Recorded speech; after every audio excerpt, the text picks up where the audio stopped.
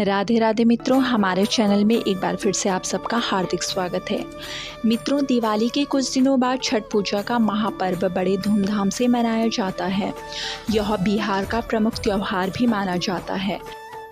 4 दिन तक चलने वाले इस त्योहार की अपनी एक अलग ही पहचान होती है। किंतु मित्रों, क्या आप जानते हैं कि इस पूजा का क्या महत्व है? कौन है छठी मैया? क्यों उनकी पूजा इस दिन की जाती है? क्यों सूर्य देव को अर्घ्य देकर इस दिन व्रत का पारण किया जाता है? क्यों यह बिहार का मुख्य पर्व है? क्यों इस दिन पर लोग पवित्र नदी और तालाबों के किनारे जमा होते हैं?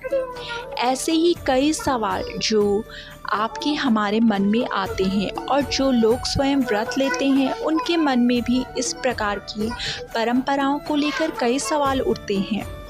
आशा है कि आप सब भी इन सवालों के जवाब जरूर जानना चाहोगे। तो चलिए शुरुआत करते हैं। सबसे पहला सवाल है, छठ पूजा का क्या महत्व है? छठ पूजा में सूर्य देव की पूजा की जाती है जो प्रत्यक्ष दिखते हैं और सभी प्राणियों का जीव आधार है। सूर्य के साथ साथ छठी मैया या षष्ठी देवी की भी इस दिन पूजा की जाती है। पौराणिक मान्यता अनुसार षष्ठी माता संतानों की रक्षा करती है और उन्हें दीर्घायु बनाती है, इसीलिए यह पूजा अपने आप में बेहद खास होती है। नंबर दूसरा सवाल है, छठी मैया कौन है और क्यों इस दिन इनकी पूजा की जाती है? सृष्टि की अधिष्ठात्री प्रकृति देवी का एक प्रमुख अंश जिनको देवसेना कहा गया है। देवसेना ब्रह्मदेव की मानस पुत्री भी मानी जाती हैं। पुराणों में इन देवी को कात्यायनी नाम से जाना जाता है, जिनकी पूजा नवरात्र में षष्ठी तिथि को होती है।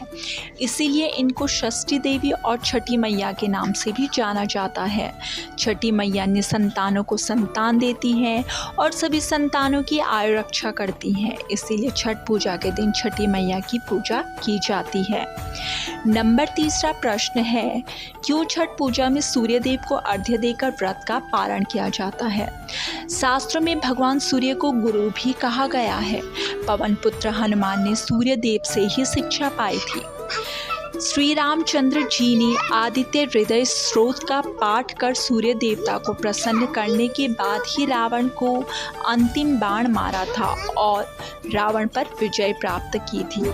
एक और कथानुसार श्री कृष्ण के पुत्र शाम्ब को जब कुष्ठ रोग हो गया था, तब उन्होंने सूर्य की उपासना करके इस रोग से मुक्ति पाई थी। इसके साथ साथ कहा जाता है कि सूर्य पुत्र कर्ण की जन्म स्थली होने के कारण बिहार के लोग सूर्य देव पर अटूट आस्था रखते हैं।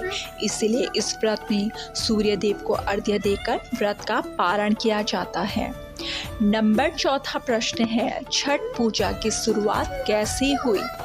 मित्रों, पौराणिक कथाओं के आधार पर प्रथम मनु स्वयंभू के पुत्र राजा प्रियव्रत को कोई संतान नहीं थी। इसके कारण बहुत दुखी रहते थे। महर्षि कश्यप ने राजा से पुत्रष्टि यज्ञ कराने को कहा। राजा ने तब यज्ञ करवाया, जिसके बाद उनकी महारानी मालिनी को पुत्र की प्राप्ति हुई, लेकिन दुर्योग से वह शिशु मृत पैदा हुआ। राजा को यह दुख देखा न गया और उनकी रानी ने अग्नि में अपने प्राण दाह का मन बना दिया। यह देखकर वहां एक देवी प्रकट हुई और उन्होंने उस मृत बालक को जीवित कर दिया। तब से ही संतान प्राप्ति व संतान की दीर्घायु के लिए छठ पूजा की जाती है। नंबर 5वां प्रश्न है, इस पूजा में लोग पवित्र नदी और तालाबों आदि के किनारे क्यों जमा होते हैं? सूर्य की पूजा में उन्हें जल से अर्घ्य देने का विधान है। पवित्र नदियों के जल से सूर्य को अर्घ्य देने व स्नान करने का ग्रंथों में विशेष महत्व बताया गया है। इसीलिए इस पूजा में लोग पवित्र नदी अथवा तालाबों आदि के किनारे जमा होकर पूजा करते हैं। नंबर 6वां प्रश्न है, इस पूजा में लोग जमीन पर बार बार लेटकर घाट की ओर क्यों जाते हैं? तो मित्रों, इसका जवाब है, अधिकतर महिलाएं अथवा पुरुष जिन्होंने कुछ विशेष मन्नत भगवान से मांगी हो तो वे ऐसा करते हैं। इसको कष्टी देना भी कहते हैं। इसीलिए अपनी मन्नत की पूर्ति की कामना हेतु इस दिन लोग जमीन पर बार बार लेटकर घाट की ओर तक जाते हैं। तो आशा है कि इस पूजा को लेकर आपके मन में भी जो सवाल थे, हम उनके जवाब इस जानकारी से आप तक पहुंचाने में सफल रहे होंगे।